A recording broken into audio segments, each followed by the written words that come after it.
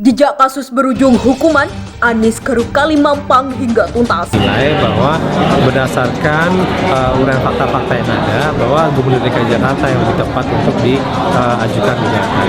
Nah, pertama-tama faktanya itu adalah kita menggugat banjir lokal yang terjadi pada tanggal 31 sampai tanggal 1, di mana kita ketahui bahwa tanggal 23 itu sebenarnya sudah ada peringatan dari BMKG. Nah, sementara itu tidak ada langkah-langkah konkret yang dilakukan untuk melakukan perencanaan agar adanya early warning system.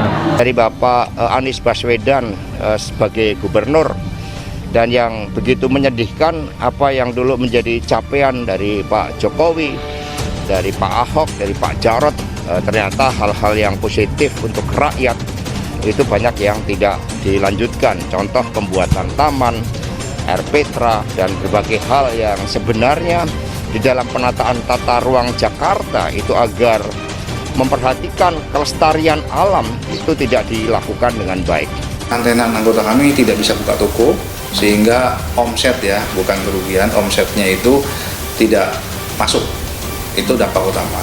Terus karyawan juga ada yang tidak bisa menjangkau lokasi-lokasi toko kami, dampaknya juga mungkin rumahnya kebanjiran, ataupun juga gudang ataupun kantor. Aturannya juga yang resmi dengan santai kita. Nanti kita lihat nih pertimbangan majelisnya seperti apa, kemudian yang sudah kita kerjakan bagaimana. Nah, baru itu nanti kita lihat apakah kita masih harus perlu banding ataukah memang putusan ini sudah selesai kita kerjakan. Karena kalau sudah selesai kita kerjakan, maksudnya kayak gitu ya.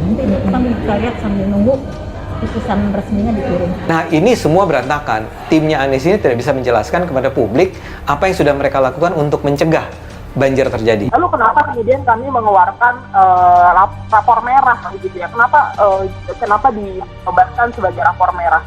Ini melihat bahwa catatan-catatan yang justru malah penting di awal begitu ya, disampaikan oleh gubernur di masa kepemimpinannya itu tidak direalisasikan dengan maksimal dan kehilangan kepercayaan terhadap Anies. Dan saya rasa memang Anies ini tidak melakukan pekerjaannya dengan baik. Dia tidak bisa menjelaskan semua persoalan. Dia hanya bahkan menyalahkan hulu misalnya ya, atau pemerintahan yang lama. Jakarta harus lebih serius dalam menangani banjir di DKI Jakarta dan melakukan normalisasi sungai yang merupakan program prioritas nasional serta program prioritas daerah sesuai dengan RPJMN 2015 sampai 2019 dan 2020 sampai 2024. Pengadilan Tata Usaha Negara Jakarta mengabulkan gugatan warga terkait program pencegahan banjir yang dilakukan pemerintah Provinsi DKI Jakarta. PT UN menvonis Gubernur DKI Jakarta Anies Baswedan untuk menggeruk Kalimampang hingga tuntas sampai wilayah Pondok Jaya. Kabar kekalahan Anies tertuang dalam sistem informasi penelusuran perkara PT UN Jakarta. Gugatan itu terdaftar dengan nomor 205 GTF 2021 PT UN Jakarta.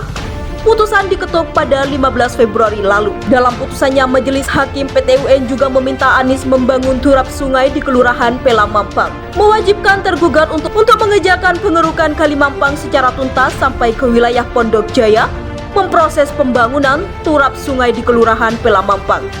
Demikian dikutip dari SIPP PT UN Jakarta pada Kamis 17 Februari.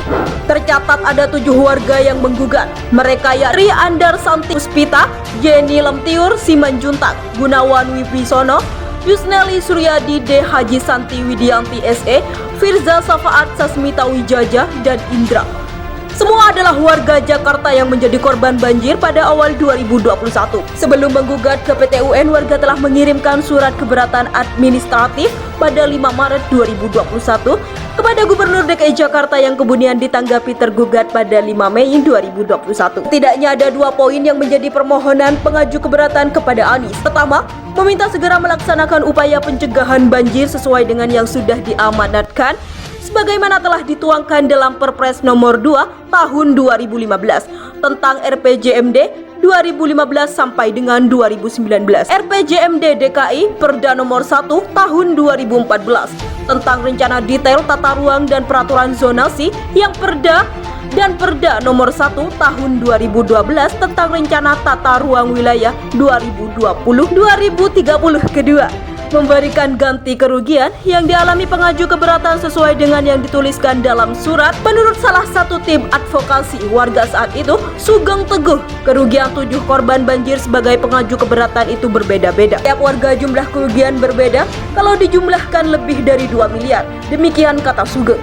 Surat keberatan itu pun dijawab. Namun menurut warga, tanggapan itu pada pokoknya tidak mengkomodir permohonan para penggugat sama sekali. Selanjutnya, para penggugat mengirimkan surat banding administratif pada 9 April 2021 kepada Presiden Republik Indonesia, dalam hal ini kepada Menteri Dalam Negeri sebagai atasan Gubernur DKI Jakarta. Kemudian pada 10 Juni 2021, para penggugat menerima surat jawaban dari Sekretariat Jenderal Kemdagri RI yang menerangkan bahwa apa yang dimohonkan para penggugat sedang diproses bersama pemerintah, daerah, dan kementerian atau lembaga terkait. Para penggugat menilai jawaban tersebut tidak sesuai dan tidak menjawab tuntutan mereka. Oleh karenanya, gugatan ke PT UN menjadi langkah yang diambil Gubernur DKI Jakarta menjadi tergugat dalam gugatan yang didaftarkan pada Agustus 2021 lalu. Kami telah melakukan upaya administratif dalam sengketa perbuatan melawan hukum oleh badan dan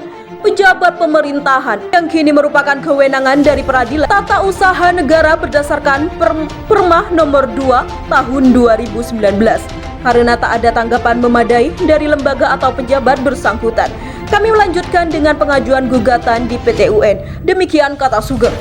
Terkait putusan PT UN tersebut, cnnindonesia.com telah menghubungi Kepala Biro Hukum Setda DKI Jakarta, Yayan Yuhana, dan Kepala Dinas Sumber Daya Air DKI Jakarta, Yusmada Faizal. Namun keduanya belum merespon hingga berita ini ditulis. Demikian tegasnya.